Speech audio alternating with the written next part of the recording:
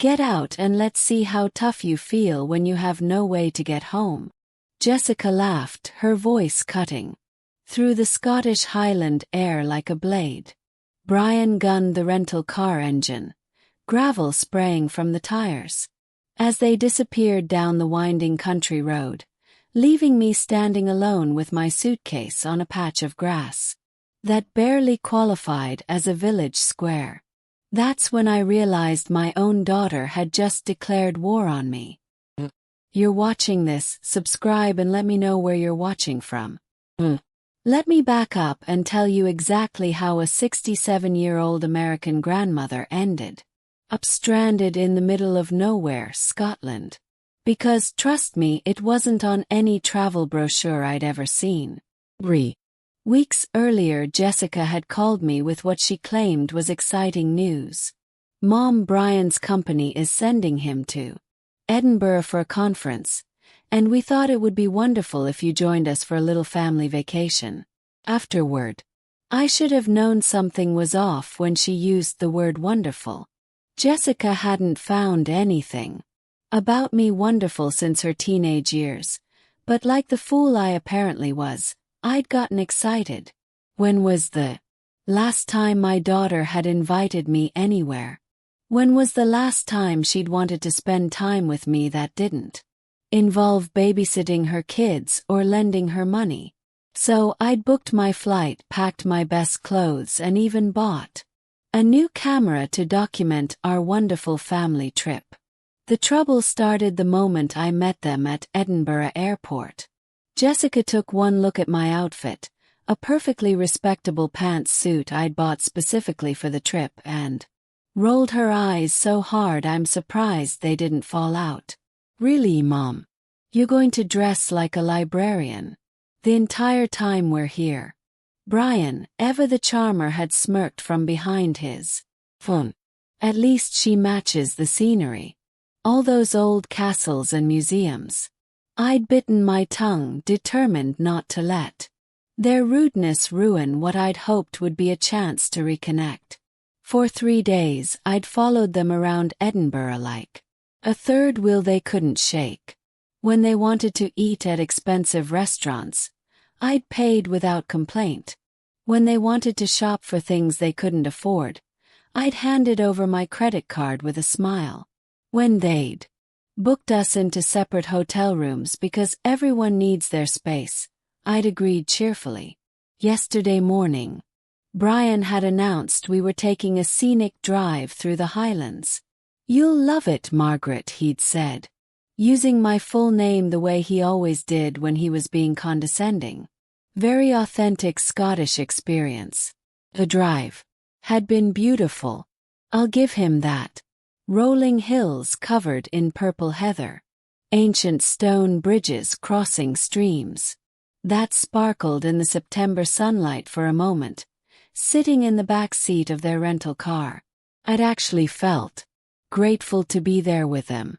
That was before Jessica turned around with that familiar expression of barely controlled irritation. "Mom, can you please stop taking pictures of every sheep and rock we pass? You're making the whole car." "I'm documenting our trip," I'd said mildly. "For what? Your Instagram account that doesn't exist." Brian had laughed at his own joke for my memory. "Want to remember this time with you." That's when Jessica's expression had changed, hardening into something I didn't recognize. "Our time together, right?" She'd exchanged a look with Brian that made my stomach clench. "Actually, Mom, there's something we need to talk to you about," and that's how I'd learned. Somewhere between a centuries-old stone church and this godforsaken village called Kilbride that probably had more sheep than people, that I was apparently a burden they could no longer carry. "We've been patient with you for years," Jessica had said, her voice rising with each word. "But you're suffocating us. You're always there, always wanting to be included, always acting like we owe you something just because you're our mother. Now here I Stood watching their tail lights disappear around a bend in the road with exactly £43 in my wallet, a dead cell phone, and the sinking realization that my own daughter had just abandoned me in a foreign country like an unwanted pet. The irony wasn't lost on me. This was the same daughter I'd raised alone after her father walked out when she was 12. The silence after their car disappeared was absolute. No traffic, no voices. Just wind whistling through what looked like the remains of an old stone church and the distant bleating of sheep. Stood there for a full minute, suitcase handle gripping tight in my hand, trying to process what had just happened. First coherent thought was remarkably practical. I needed to find a phone. Second thought was less helpful. What kind of mother raises a daughter capable of this level of cruelty? But standing here feeling sorry for myself wasn't going to get me back to civilization. So I picked up my suitcase and started walking toward what appeared to be the village center. And I use the term center loosely. We're talking about maybe 6 stone buildings clustered around what might charitably be called a main street. The first building looked like it hadn't been occupied since the Highland clans roamed these hills. The second appeared to be someone's house. But the windows were dark and there were no signs of life. The third building had a faded sign hanging askew that read, Kilbride Post Office, but when I tried the door, it was locked tight. Wonderful, I muttered, and immediately heard Jessica's voice in my head, mocking my word choice, even abandoned in the Scottish Highlands. Couldn't escape my daughter's criticism. That's when I heard it. The faint sound of music coming from somewhere up the tree. Real music with actual instruments, not some ghostly Highland bagpipe echoing across the moors. Followed the sound like a beacon dragging my suitcase behind me over cobblestones that had probably been there since before America was even discovered. The music led me to a building that looked marginally more alive than the others. A wooden sign creaked in the wind, the Shepherd's Rest. In an public house. Through windows that could have used a good cleaning, I could see warm light and the silhouettes. People inside. I stood outside that door for longer than I care to admit, trying to gather the courage to go inside. What was I going to say? Excuse me, but my daughter just dumped me here like a bag of garbage, and I need to use her phone. Sounded pathetic even in my head. But standing in the Scottish wind wasn't going to improve my situation. So I pushed open that heavy wooden door and stepped inside. The conversation stopped the moment I peered. Not gradually, not politely. It just died like someone had hit a mute button on the entire room. 6 or 7 people, all locals by the look of them, turned to stare at the American woman with the suitcase who just interrupted their evening. Evening, I said, trying to sound more confident than I felt. I'm sorry to bother you, but I wonder if I might use your phone. Seemed to find myself in a bit of a situation. A woman behind the bar, probably in her 50s with graying hair and kind eyes, stepped forward. American are ye? Her accent was thick but warm. What brings you to Kilbride with a suitcase at this hour? And that's when the absurdity of my situation hit me full force. Started laughing, not happy laughter, the slightly hysterical kind that bubbles up when your life becomes so ridiculous you can't process it normally. My daughter, I managed between gasps, just left me here because apparently I'm a burden she can no longer carry. The silence stretched out uncomfortably. Then the woman behind the bar, her name was Moira, I learned later, said something that surprised me. Well then, she's a right fool, isn't she? Come on, sit yourself down and tell us what happened. For the next hour, over a cup of tea that was strong enough to wake the dead, I told my story to a group of Scottish strangers who listened. Without judgment, they asked practical questions. Did I have money for a hotel? Could I get to Edinburgh on my own? Did I want them to call the police? That last question gave me pause. Did I want to call the police on my own daughter? The thought was tempting in the darkest corners of my mind. But what would that accomplish besides adding humiliation to abandonment? No police, I said finally. But I would appreciate directions to the nearest town with a hotel. That's when Moira delivered the news that made my situation go from bad to worse. The nearest proper hotel is in Stirling, about 40 miles south. But there's no bus service here, and the taxi would cost you more than you likely have. She was right.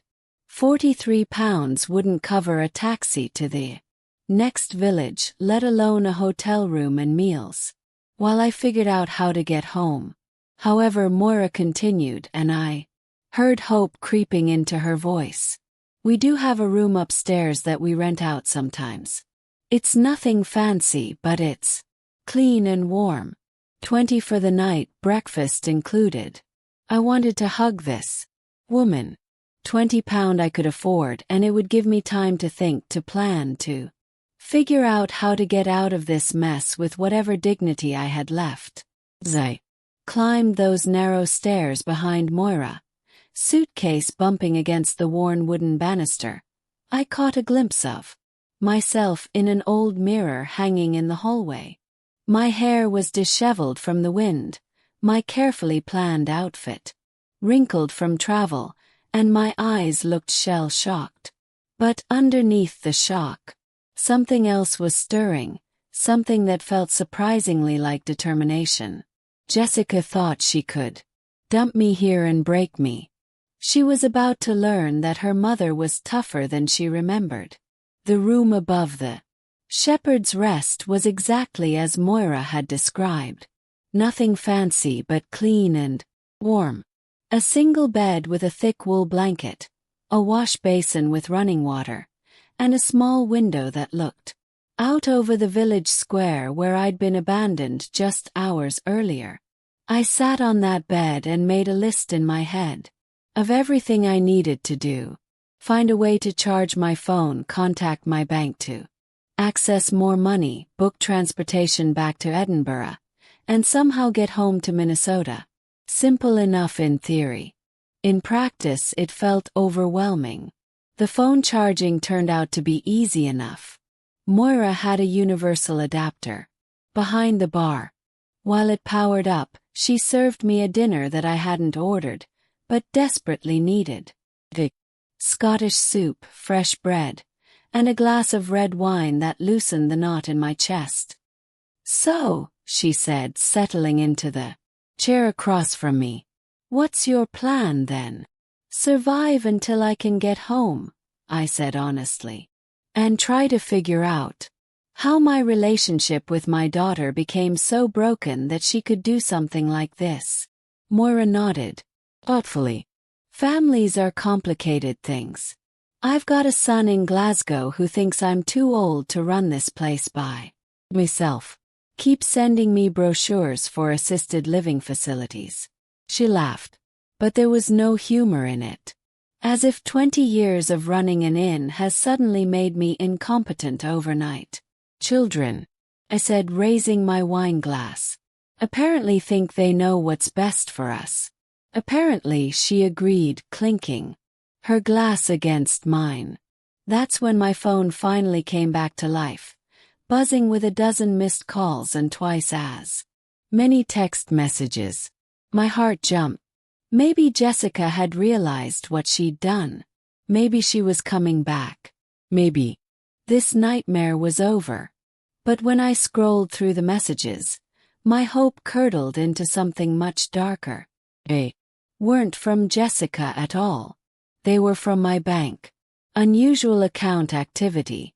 Please confirm these transactions. Your debit card has been declined." My hands started shaking as I called the customer service number. After 10 minutes on hold and another 10 minutes of verification questions, I learned the truth. Jessica had been making charges on my account all week. Hotel rooms, meals, shopping, trips, even a spa day yesterday while I thought she was visiting a museum. But the real shock came when I asked about my savings account balance. The account that should have had nearly $60,000 had less than $800. Ma'am, you authorized these transfers to your daughter's account 3 months ago, the customer service representative explained patiently. We have the signed documents in our files. Signed documents I'd never seen, let alone signed. Jessica had somehow gotten access to my accounts and had been systematically draining them. The abandonment in Scotland wasn't emotional cruelty. It was the final step in what had apparently been a month-long plan to steal everything I had. Hung up the phone and sat in stunned silence. Moira, who'd been politely pretending not to listen, took one look at my face and poured me another glass of wine without saying a word. It's worse than I thought, I finally managed to say. And then, because keeping it inside felt like it might kill me, I told her everything. The unauthorized transfers, the forged documents, the systematic theft that had been going on for months without my knowledge. That's not just abandonment, Moira said quietly when I finished. That's elder abuse, financial abuse. It's a crime. It's my daughter, I said, as if that somehow made it less criminal. Makes it worse.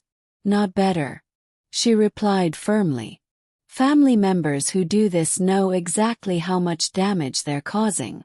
We sat in silence for a while, listening to the murmur of conversation from the locals still gathered around the fireplace downstairs. Finally Moira spoke again. How long can you stay here? With what money ye have left? I did the math in my head. Maybe a week if I'm careful. And we have a week to figure out how to get you back on your feet, she said matter-of-factly. Will you think I'm going to let some American grandmother get swindled by her own child and not help? I may run a pub in the middle of nowhere, but I still have principles. The kindness from this stranger who owed me nothing was almost harder to bear than my daughter's betrayal. I hadn't cried since Jessica's car disappeared, but suddenly the tears came hard and fast. Moira handed me a box of tissues and waited patiently while I fell apart. When I finally composed myself, she was still sitting there with a determined expression I was beginning to recognize. Tomorrow, she said, we start fighting back. I looked at her through tear-blurred eyes. I don't even know where to begin. Lucky for ye, Moira smiled grimly. Do. Me. Late husband used to say that when someone shows ye who they really are, you better believe them. Your daughter has shown you exactly who she is. Now it's time to show her who you are. At night, lying in the narrow bed, listening to the Highland wind rattle the windows, I made a decision that would change everything. I wasn't going home broken and defeated. I was going home stronger than I'd ever been. Jessica thought she'd destroyed me. She had no idea what she'd actually done. She'd set me free. The next morning dawned gray and drizzling, which seemed appropriate for my mood until Moira appeared at my door with a cup of coffee, strong enough to wake the Highland ghosts, and a smile that suggested she'd been doing some serious thinking overnight. Get dressed, she announced. We have work to do. What kind of work? I asked, but she was already heading back downstairs, leaving me to wonder what this formidable Scottish woman had planned. 20 minutes later, I found myself following Moira down a muddy path behind the inn through a gate I hadn't noticed yesterday, and toward what looked like an abandoned stone building about the size of a small warehouse. The structure was old, probably centuries old, with thick walls and narrow windows, but the roof looked solid and The door was secured with a relatively modern lock. "What is this place?" I asked, as Moira produced a large iron key from her coat pocket. "Used to be a wool warehouse," she said, working the lock. "Back when this area was part of the sheep farming route between the Highlands and Glasgow. My husband's grandfather bought it in the 1950s, thinking he'd convert it into something profitable. Never got around to it." The door swung open with a rusty creak and Moira stepped inside, gesturing for me to follow. What I saw took my breath away. The building was filled with furniture, artwork, china, books, and what appeared to be several decades' worth of collected antiques, all covered with dust sheets and organized in rough categories throughout the space. Celtic pottery sat next to Victorian writing. Oil paintings in ornate frames leaned against walls next to collections of vintage books with leather bindings. "Good Lord," I breathed, pulling a dust sheet off what appeared to be a hand-carved wooden chest with brass fittings. "How long has all this been here?" "Decades," Moira said, walking deeper into the warehouse. "People would bring things here when they moved, died, downsized. My husband never had the heart to turn anyone away, and he was always convinced he'd get around to sorting through it all someday. After he died 5 years ago, I just locked the door and tried to forget about it." I ran my fingers along the surface of the wooden chest. The craftsmanship was exquisite, and despite the dust, I could see the rich grain of what looked like mahogany underneath. "Moira, some of this could be quite valuable." "That's what I'm hoping," she said, turning to face me with a business-like expression. "Because I have a proposition for ye." I looked up from the chest, waiting. "Need help cataloging and researching all this," she continued. "There's probably enough here to fill an antique shop, but I don't know what's worth selling and what's worth keeping." "Yeah, on the other hand, spent 30 years as a museum coordinator back in America. Didn't you mention that last night?" I had mentioned it during one of my rambling explanations of how I'd ended up in Scotland. Before my marriage, before Jessica, I'd worked at the Minnesota History Museum, specializing in historical artifacts and their preservation. Felt like a lifetime ago. "That was a long time ago," I said carefully. "Skills like that don't expire," Moira said firmly. "And here's my offer. You help me sort through all this, research what we've got, maybe even help me set up some sort of selling operation, and I'll split the profits with you 50/50ths. I stared at her. "You barely know me." "I know enough." "No. You were abandoned by someone who should have protected you. I know you're smart enough to have managed a museum collection. I know you need money to get back on your feet. And I know I'm sitting on what could be a small fortune. If we do this right."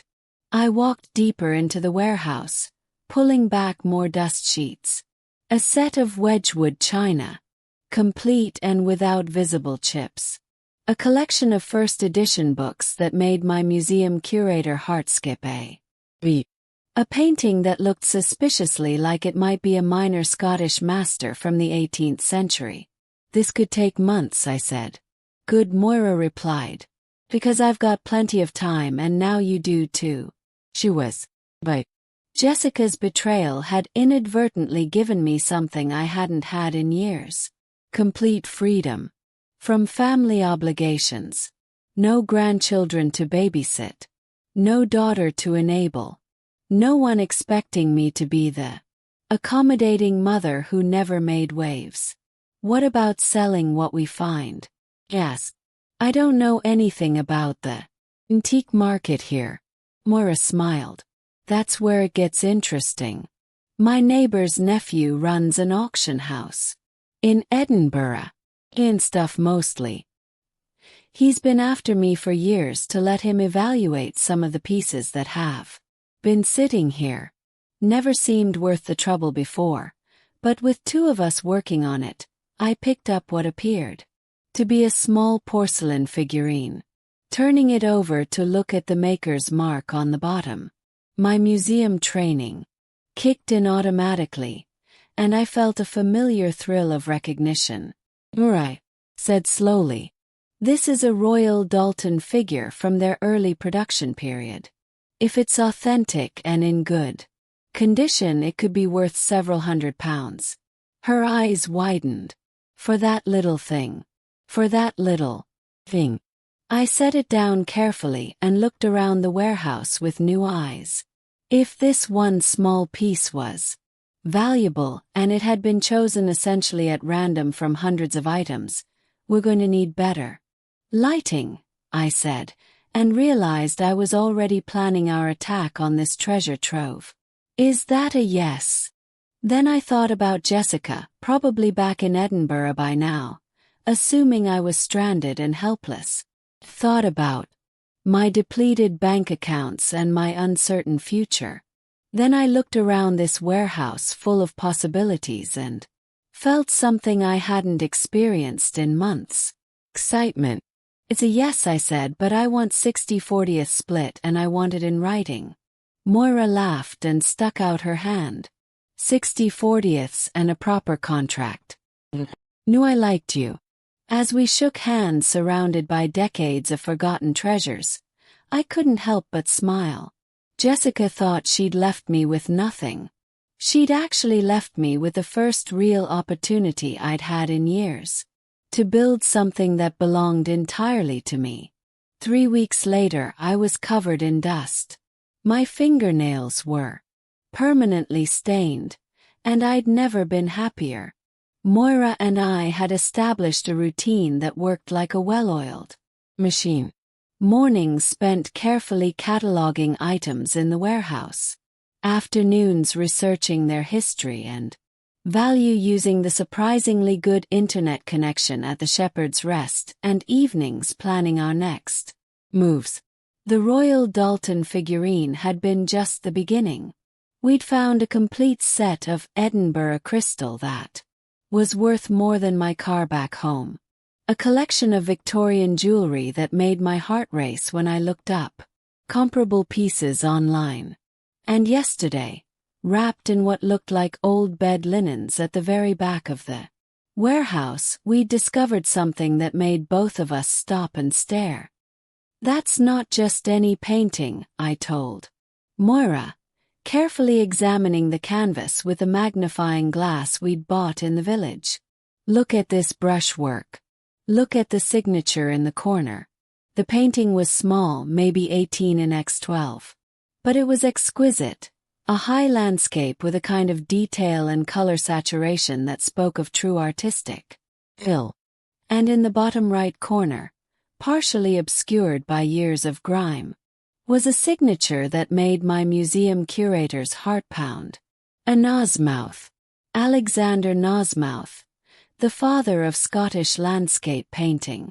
If this was authentic, we weren't looking at hundreds of pounds.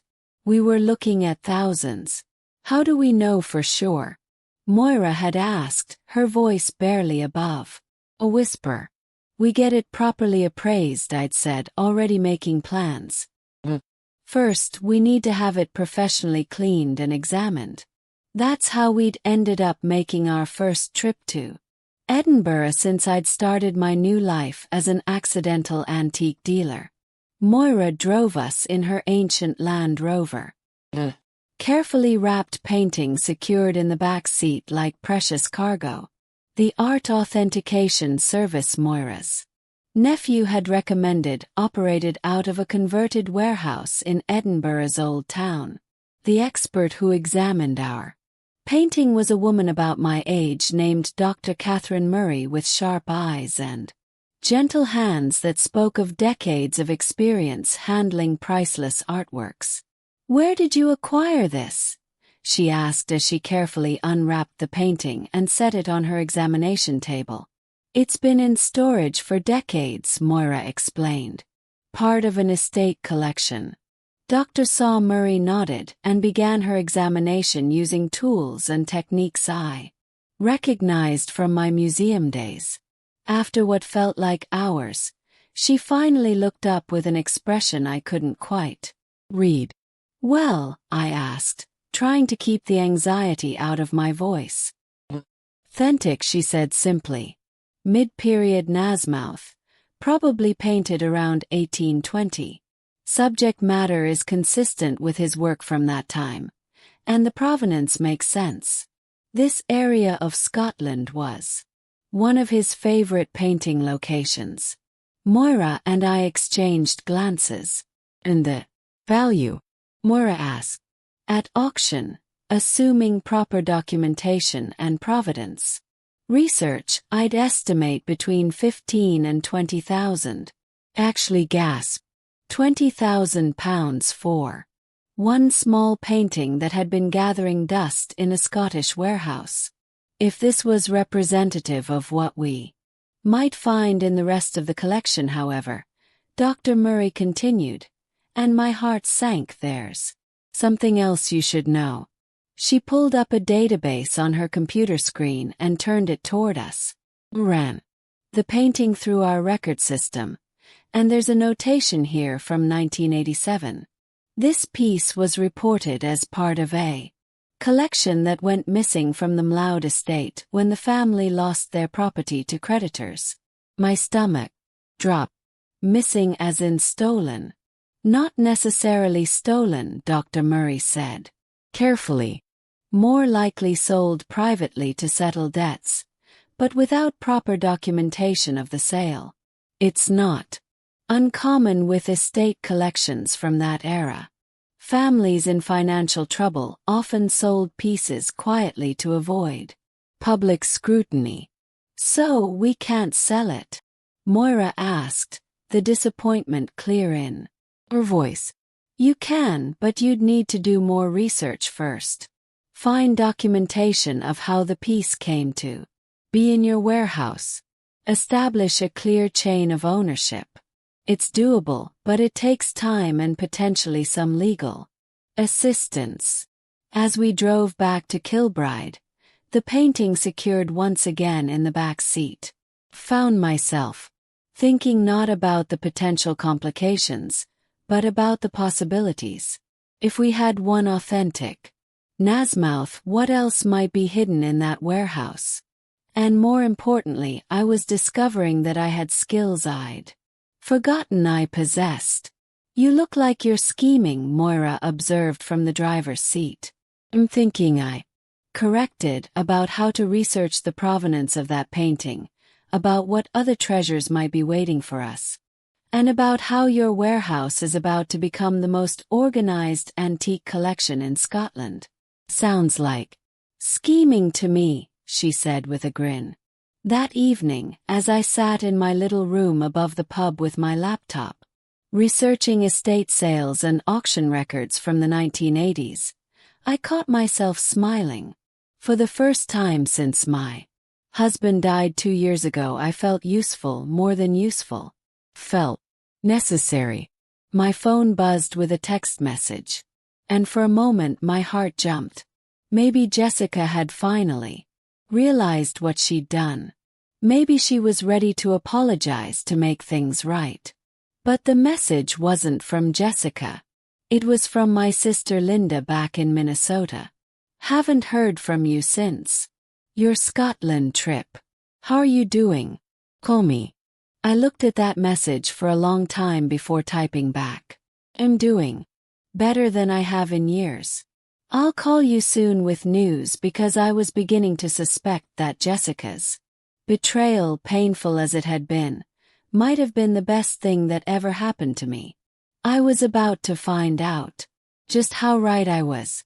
The breakthrough came exactly 6 weeks after I'd been abandoned in Kilbride, and it came from the most unexpected source imaginable. I was kneed in research about Scottish estate sales from the 1980s when Moira knocked on my door with the expression that I'd learned meant she had news. "There's someone downstairs who wants to meet you," she said. "Says he knew your family." My family. I hadn't mentioned having any family connections to Scotland, mostly because I hadn't thought I had any. My grandparents had immigrated to Minnesota from somewhere in Europe, but the family stories had always been vague. And with both parents long dead, I'd never pursued the genealogy research. The man waiting in the pub's small sitting room was probably in his 70s, with white hair and the kind of weathered face that spoke of decades spent outdoors. He stood when I entered, extending a hand with a smile that seemed genuine. "Mrs. Caldwell, I'm Duncan Mloud. I believe we may be related." Mloud, the same name Dr. Murray had mentioned in connection with the missing painting. This couldn't be a coincidence. "Please sit," I said, trying to keep the suspicion out of my voice. "How did you know to find me here? Word travels fast in the Highlands," he said with a chuckle. "Especially when an American woman starts poking around in old estate records and asking questions about missing artwork. My solicitor in Edinburgh mentioned that someone was researching the 1987 auction of my father's collection. My blood ran cold. If this man was connected to the Mloud estate, and if our painting had been part of that collection, I see from your expression that you know what I'm talking about," Duncan continued gently. "The Nasmouth landscape specifically." I nodded, not trusting myself to speak. "Well, I have some news that might surprise ye. That painting was never stolen and it was never lost." He pulled a manila folder from his jacket and set it on the table between us. "It was given as a gift to your great-grandmother, Margaret Mloud Caldwell, in 1921 when she immigrated to America. The world tilted sideways. My great-grandmother, Margaret Mloud," he said, opening the folder to reveal old documents and photographs. "My great-aunt.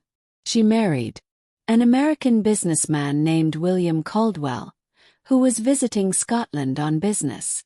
When they left for America, my great-grandfather gave her several family pieces as a dowry, including the Nasmouth painting."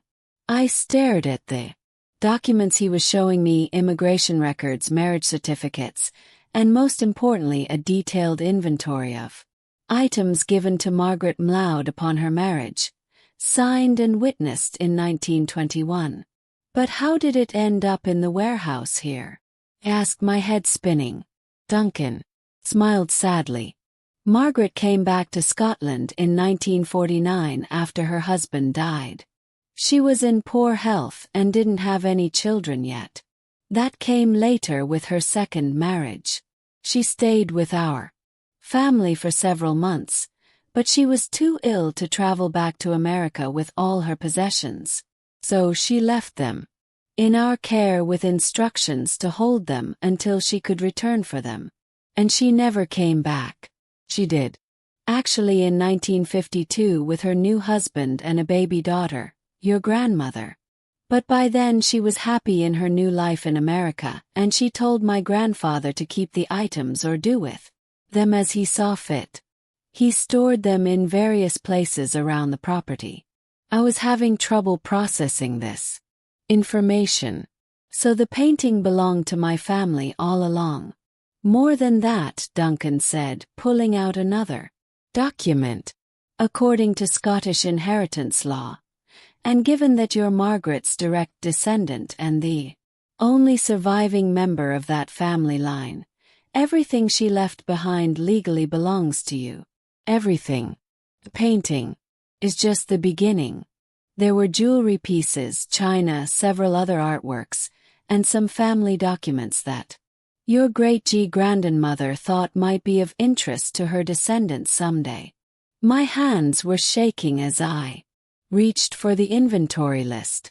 The items Duncan was describing weren't just valuable. They represented a family history I'd never known existed. "Why are you telling me this now?" I asked. "You could have kept quiet and let me continue thinking the painting was stolen." Duncan's expression grew serious. Because I'm dying, Mrs. Coldwell. Cancer. And I've been researching our family genealogy, trying to tie up loose ends. When I discovered you existed and that you were here in Scotland, it seemed like Providence. We spent the next 3 hours going through documents, photographs, and family stories. By the time Duncan left, I had legal documentation proving my ownership of not just the Nasmouth painting, but of a collection of Scottish artifacts, worth potentially hundreds of thousands of pounds. That evening Moira and I sat in the pub after closing time, surrounded by the documents Duncan had left with me. "Well," she said finally, "this changes things considerably." "It does," I agreed. "The question is, what do we do now?" "Now," Moira said with a grin, "we stop being small-time antique dealers and start being serious collectors. Because if you own a legitimate collection of this caliber, we're not talking about local auction houses anymore. We're talking about Sotheby's." I looked at the inventory list. Again, still hardly believing it was real. 6 weeks ago, Jessica had abandoned me here, thinking she'd left me with nothing. Instead, she'd inadvertently led me to a family legacy I never knew existed. My phone buzzed with another text from Linda. "Margaret, I'm worried about you. Please call me." This time I picked up the phone and dialed her number immediately. "Linda," I said when she answered, "you're never going to believe what I have to tell you, because I was about to become a very wealthy woman, and Jessica was going to discover that abandoning me in Scotland had been the biggest mistake of her life. But first I had some serious business to conduct." The first auction at Sotheby's Edinburgh was scheduled for December 15th, exactly 4 months after Jessica had dumped me on that Scottish roadside. As I stood in the elegant auction house, watching wealthy collectors examine my great-grandmother's Nasmouth painting, I couldn't help but think about the irony of it all. The woman Jessica had abandoned as a worthless burden was about to become rather wealthy. Lot 47. Alexander Nasmouth High Landscape. Oil on canvas, circa 1820. The auctioneer announced. Bidding starts at £8,000. My heart hammered as hands went up. Around the room. It became 12. 12 became 16. 16 became 22. Moira squeezed my arm when the bidding hit 25,000. But it wasn't over yet. £30,000, called a voice from the back of the room.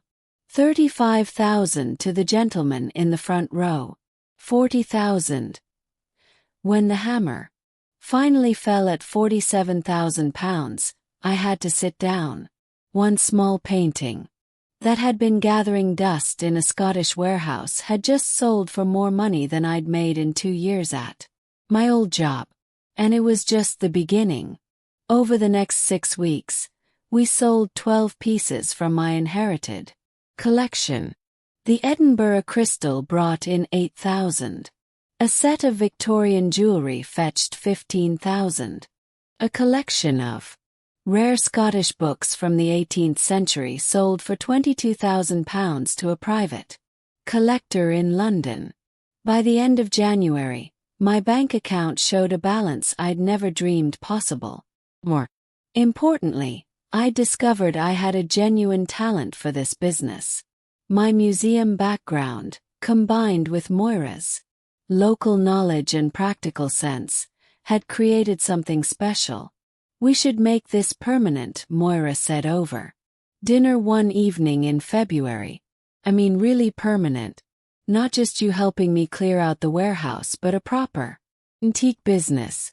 I looked around the Shepherd's Rest, which had become more home to me than anywhere I'd lived in years. "What did you have in mind?" "Partnership 50-50 like we agreed in the beginning. We convert part of the warehouse into a proper showroom. Maybe expand into estate sales and appraisals." I handle the local connections. You handle the research and authentication. It was exactly what I'd been hoping she'd suggest, but hadn't dared to bring up myself. Mloud and Caldwell Antiquities has a nice ring to it. Moira grinned. That's when my phone rang. The number on the screen made my blood freeze. Jessica. I hadn't heard from my daughter since she'd driven away and left me stranded. For 7 months, she'd maintained complete radio silence, apparently content to let me disappear from her life entirely. Now suddenly, she was calling. Answer it, Moira said quietly. Time to find out what she wants. I hit the answer button with hands that weren't quite steady. Hello, Jessica. Her voice sounded different, smaller somehow. I've been trying to reach you for weeks. Interesting. I checked my phone logs. Well, missed calls from her number. Have you? Your old number wasn't working and nobody seemed to know where you were. Finally got this number from Aunt Linda. Ah, so Linda had given her my Scottish phone number. What do you want, Jessica? I want to apologize, she said. And for a moment she sounded like the little girl who used to climb into my bed during thunderstorms. What Brian and I did, leaving you there, it was inexcusable. Yes, it was. We were stressed and we'd been fighting and we took it out on you in the worst possible way. I know that.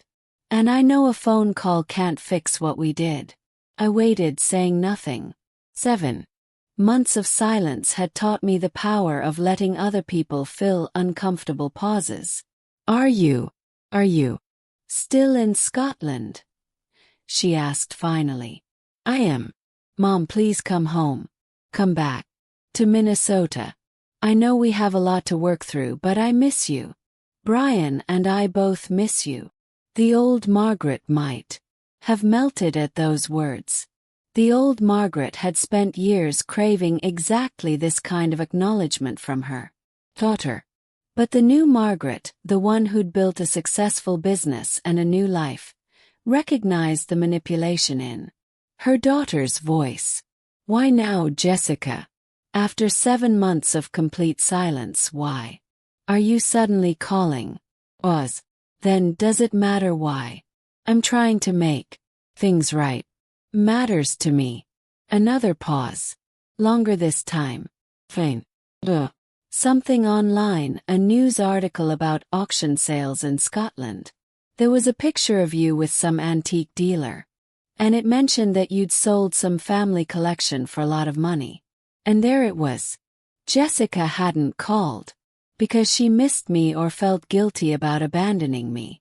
She'd called because she'd learned I had money again. I see, I said quietly. Look, I know what you're thinking, but that's not why I'm calling. Yes. I saw the article, but I would have called anyway. Been planning to call for weeks. Have you? Mom, please. Can we try to fix this? I could come to Scotland. Or you could come home and we could work things out like adults. I looked across the table at Moira, who was listening to every word with an expression of barely contained fury. Then I looked out the window at the Scottish countryside that had become my sanctuary, my new beginning, my real home. I'm not coming back to Minnesota, Jessica. But you have to. Your life is here. Your friends, your house. You made me sell my house, remember? And my life is here now. The silence stretched out so long I wondered if she'd hung up. Finally she spoke again.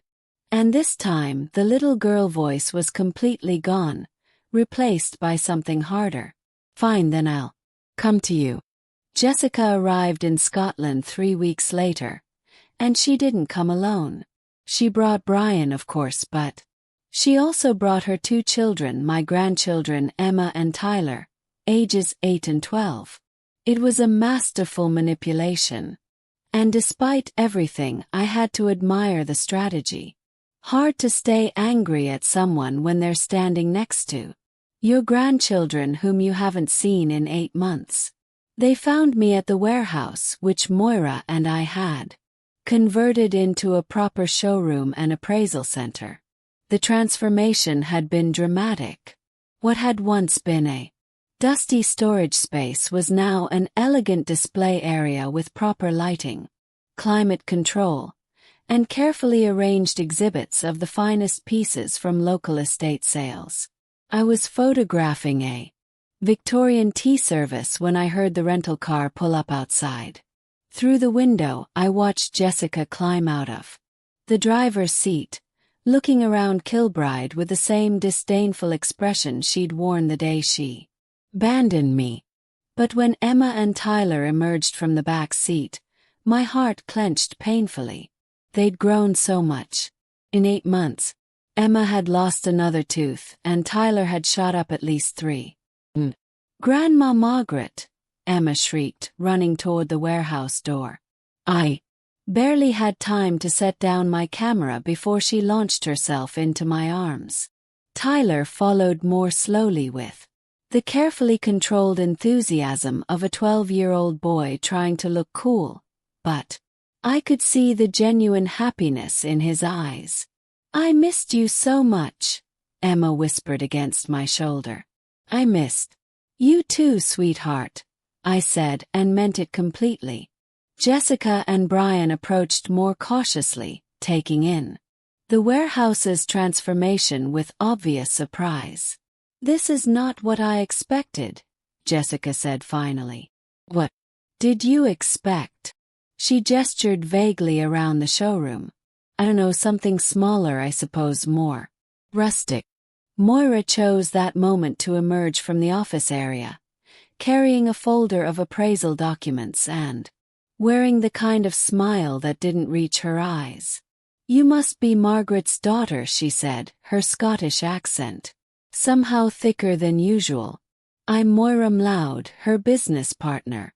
Jessica's eyes widened slightly at the business partner description, and I could practically see her recalculating whatever approach she'd planned to take. "Business partner?" Brian asked, looking around with newfound interest. "What kind of business?" "Antiques, estate sales, appraisals," I said simply. "We've been quite successful." "Successful enough to afford this renovation," Jessica observed. And I heard the old familiar tone, the one that implied I was being wastefully extravagant. "The renovation paid for itself," Moira interjected smoothly. "When you're dealing with high value items, presentation matters. Our clients expect a certain level of professionalism." "Clients?" Brian asked, and I could see the dollar signs practically lighting up in his eyes. That's when Emma tugged on my sleeve. "Grandma, can you show us around? This place looks like a museum." Doesn't it?" I said, grateful for the distraction.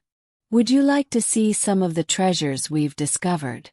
For the next hour I gave my grandchildren the same tour I gave to serious collectors and potential clients.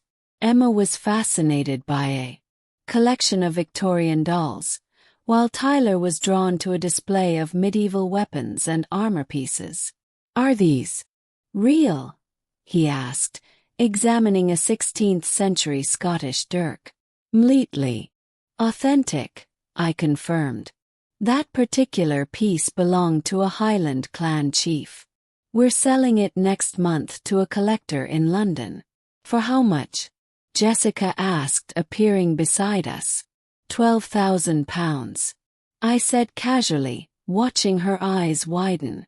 122,000 for one old knife for a documented piece of Scottish history with provenance dating back 400 years. Corrected. Jessica walked around the showroom with increasing amazement, stopping to examine price tags and documentation. I could see her doing mental calculations, adding up the value of everything on display. "Mom," she said. "Finally, I had no idea. This is really something." "Thank you. Mean it. You've built something impressive here." The old Margaret would have glowed under such praise from her daughter. Who knew?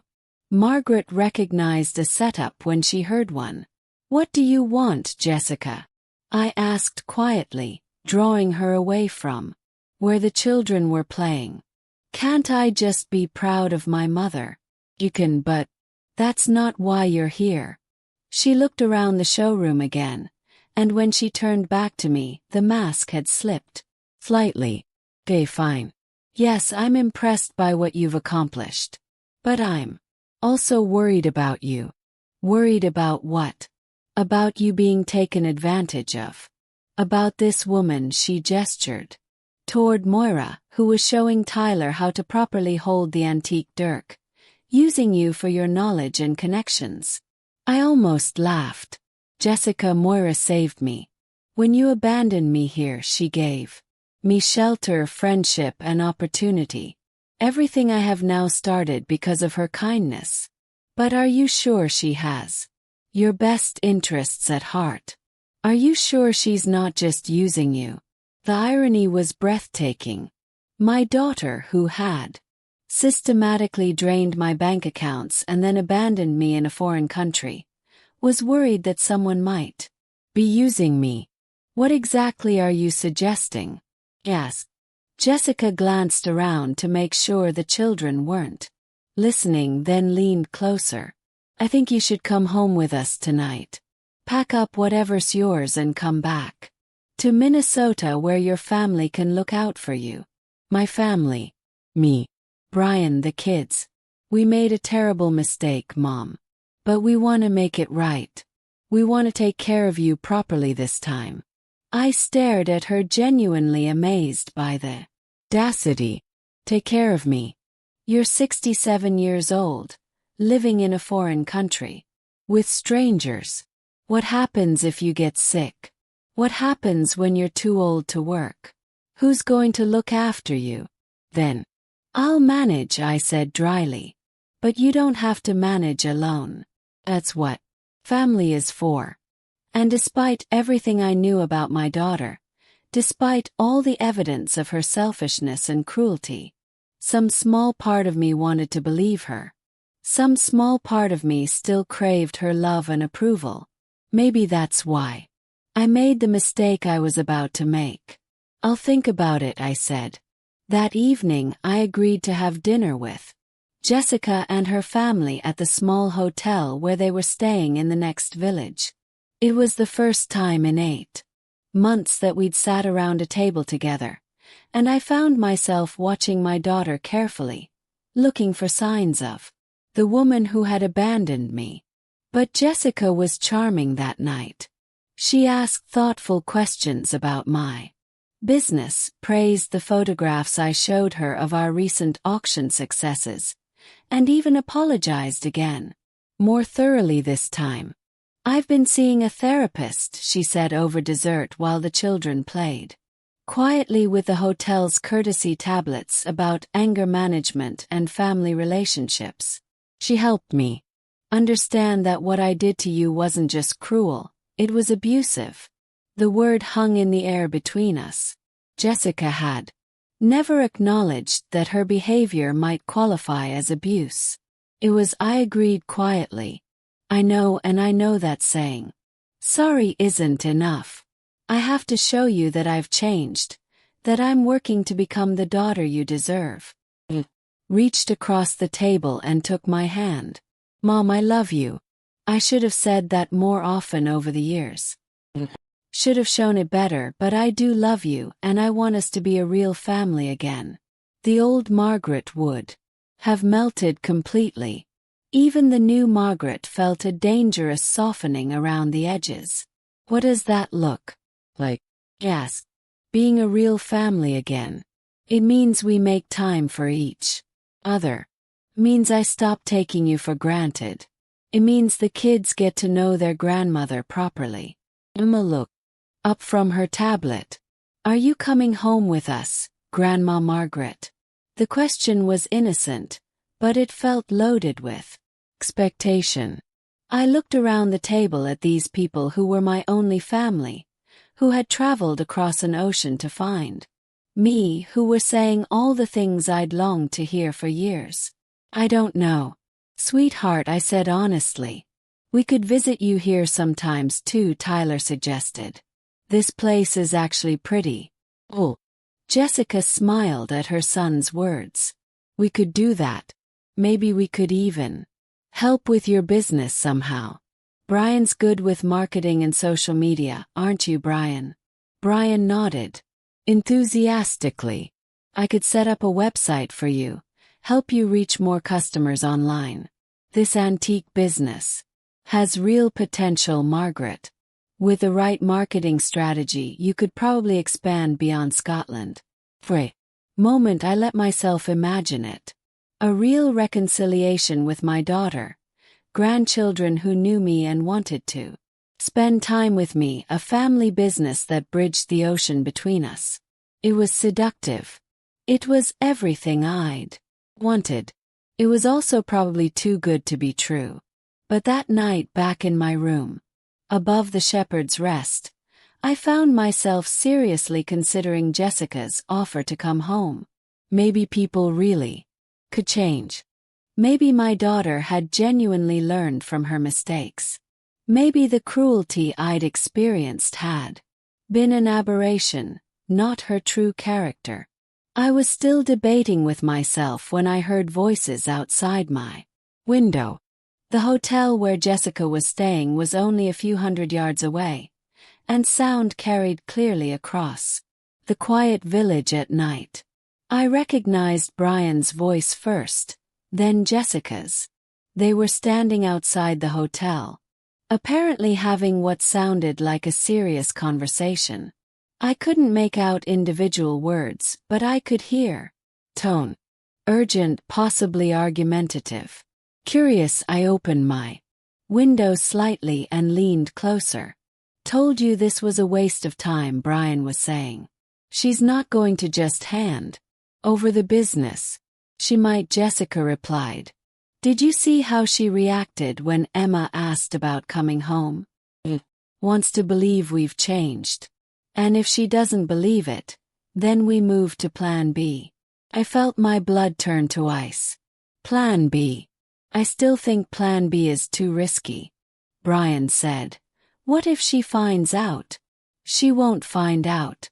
And even if she does, what's she going to do about it? She's 67 years old and living in a foreign country. Who's going to believe her over us? Their voices were getting fainter as they moved toward the hotel entrance. But I caught Jessica's final words. One way or another, Brian, we're not leaving Scotland empty-handed. Closed the window and sat on my bed in the darkness, my heart pounding. Jessica hadn't come to Scotland to reconcile with me. She'd come to steal from me again. The therapist, the apologies, the talk of being a real family. It was all an elaborate con game designed to get me to trust her long enough for her to figure out how to take what I'd built. I should have been devastated. Old Margaret would have been crushed by this final confirmation of her daughter's true nature. Instead, I found myself getting angry, not sad, not hurt, furious. Jessica had stolen my savings, abandoned me in a foreign country, and now she was planning to steal my business too. She thought I was too old and too naive to protect myself. She was about to learn exactly how wrong she was. I picked up my phone and called. Mura. It's late, she said when she answered. Everything all right? No, I said grimly. But it's about to be. We need to talk. The trap was elegant in simplicity, and it was entirely Moira's idea. Over coffee. The next morning, after I'd told her what I'd overheard, she'd smiled with a kind of cold satisfaction that reminded me why I'd never want to cross her. So they think they can con out of your business, she'd said. Well, then let's give them something to conye out of. The plan was this. I would pretend to be convinced by Jessica's reconciliation act. I would agree to return to Minnesota with them. But first I would need to liquidate my share of the business and transfer the money to American accounts. This would require Jessica's help since she understood American banking better than I did. Of course, the accounts I'd ask her to help me set up would be fake. The money I'd appear to transfer would be non-existent, and the liquidation of valuable antiques would actually be a carefully orchestrated removal of our least valuable inventory to a secure storage location. The beautiful part, Moira explained, is that they'll think they're stealing from ye when really they'll be stealing nothing, and in the process they'll confess to exactly what they're planning to do. And you're sure this will work, Margaret? I've been dealing with cons and schemers my entire life. Trust me, greed makes people stupid. She was right. Jessica took the bait immediately when I called her that afternoon. I've been thinking about what you said, I told her. About coming home. About being a real family again. And I could hear the excitement in her voice.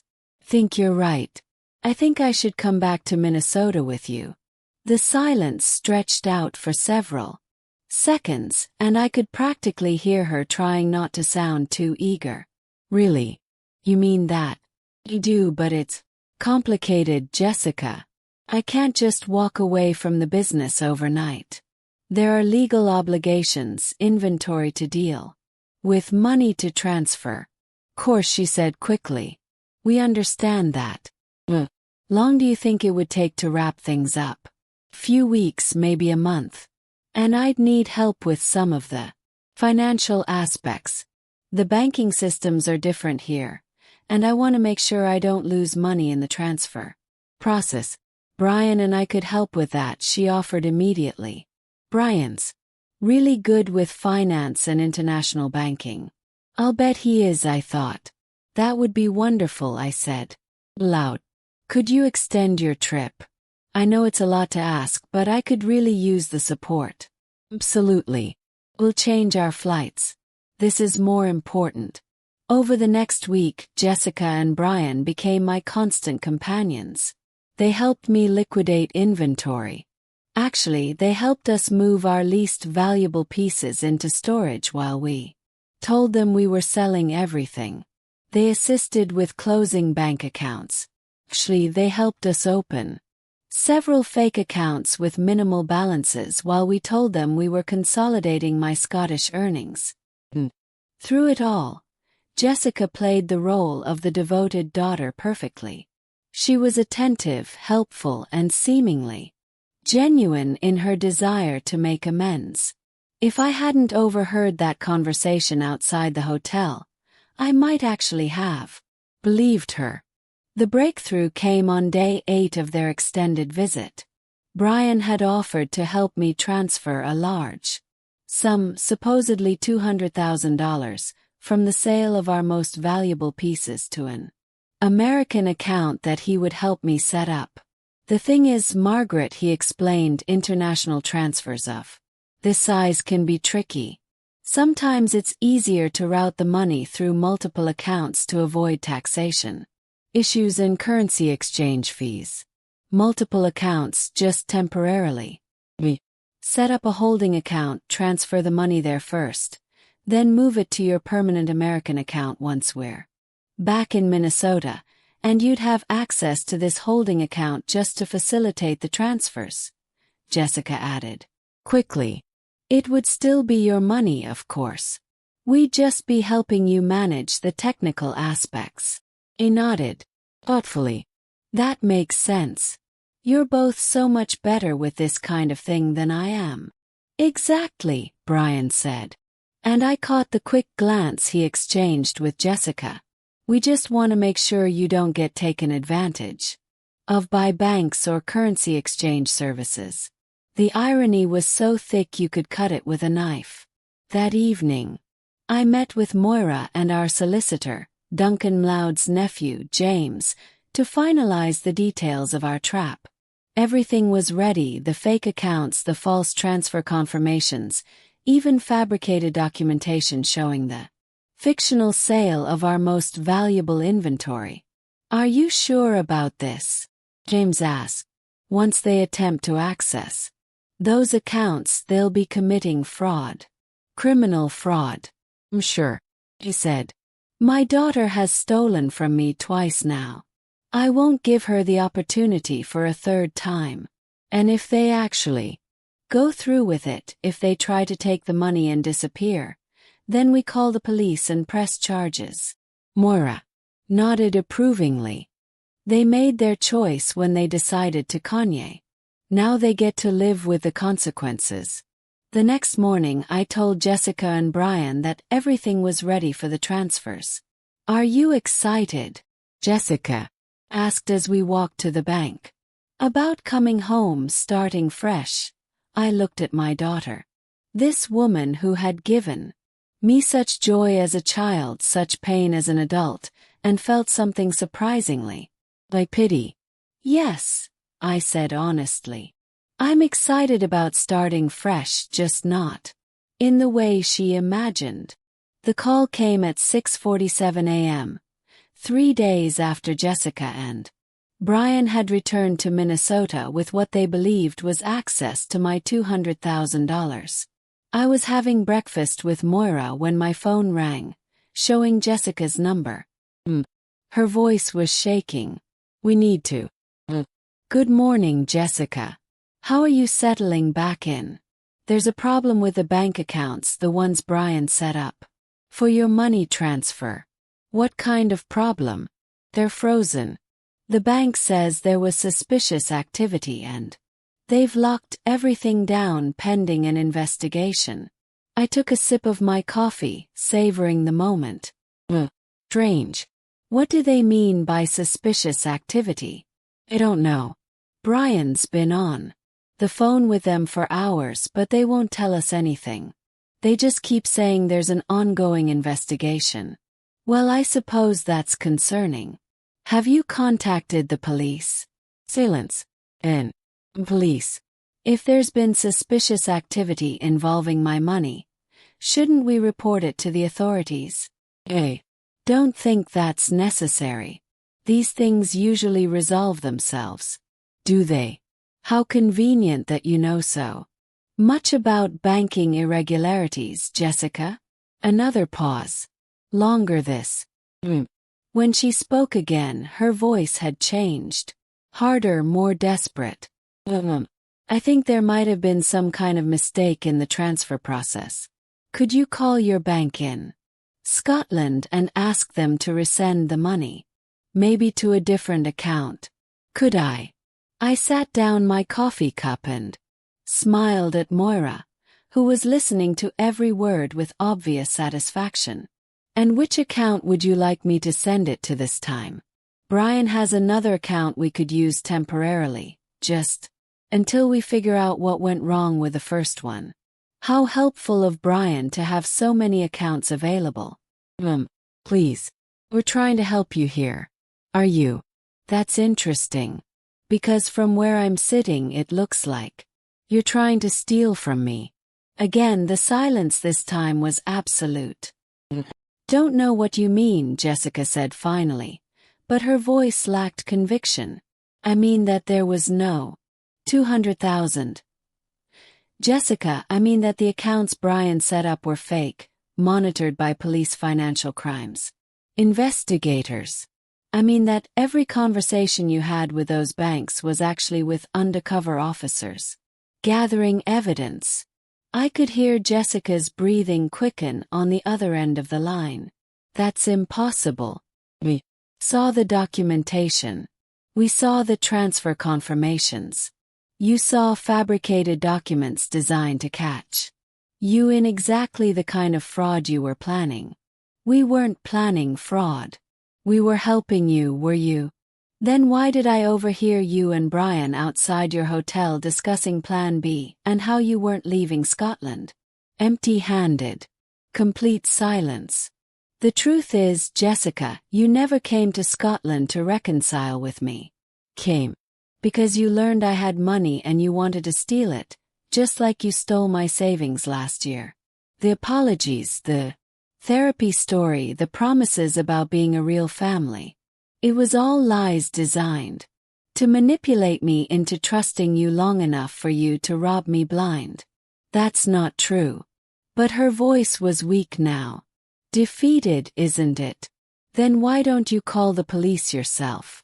Report this banking irregularity to the authorities and let them sort it out. No response.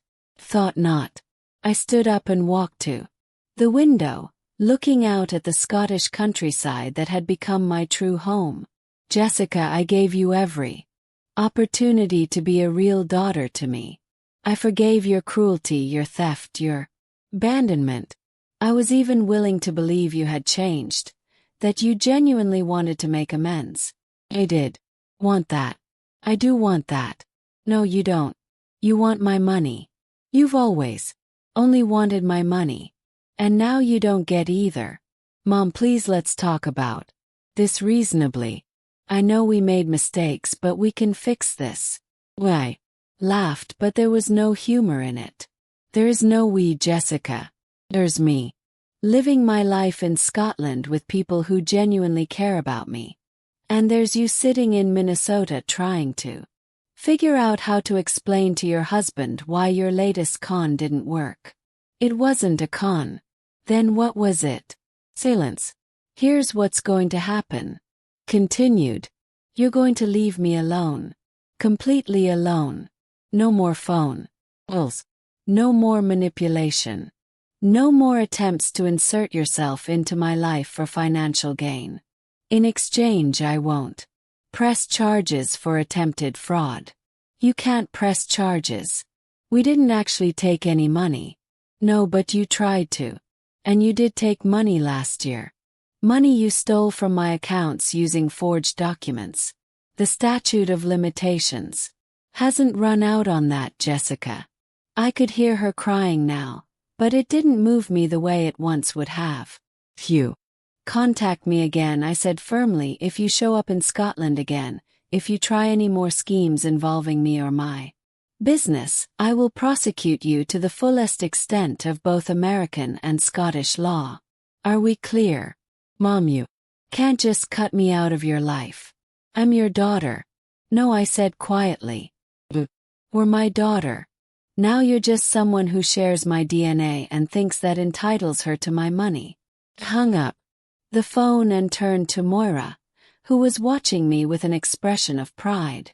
Well, she asked. It's over, I said, and felt a weight I didn't even realize I'd been carrying lift off my shoulders. It's finally over. 6 months later, Mloud and Caldwell Antiquities was featured in a major article about successful British antique dealers. A photograph accompanying the article showed Moira and me standing in our showroom, surrounded by beautiful pieces we'd discovered and carefully researched. I was 78 in the article. Was wearing a designer suit I'd bought with my own money. I was standing in a business I'd helped build, and I was genuinely happy for the first time in decades. Jessica never called again. I heard through Linda that she and Brian had divorced, apparently over financial problems that I suspected were related to their failed attempt to steal from me. I didn't feel bad about it. My phone still gets messages sometimes from people who've heard my story. Women, mostly who've been financially abused by their own children, who've been made to feel like burdens instead of treasured family members. I always respond the same way. It's never too late to start over, and you're stronger than you think you are. Because sometimes the worst thing that happens to you turns out to be the best thing that ever happened to you. Jessica thought she was abandoning me when she left me on that Scottish roadside. Actually, she was setting me free. The story continues in the next chapter in the next linked video. But first, I need you to subscribe to join the family, as we are looking forward to hit our first 10,000 subscribers target, and feel free to share your story in the comments. You matter, your voice do too.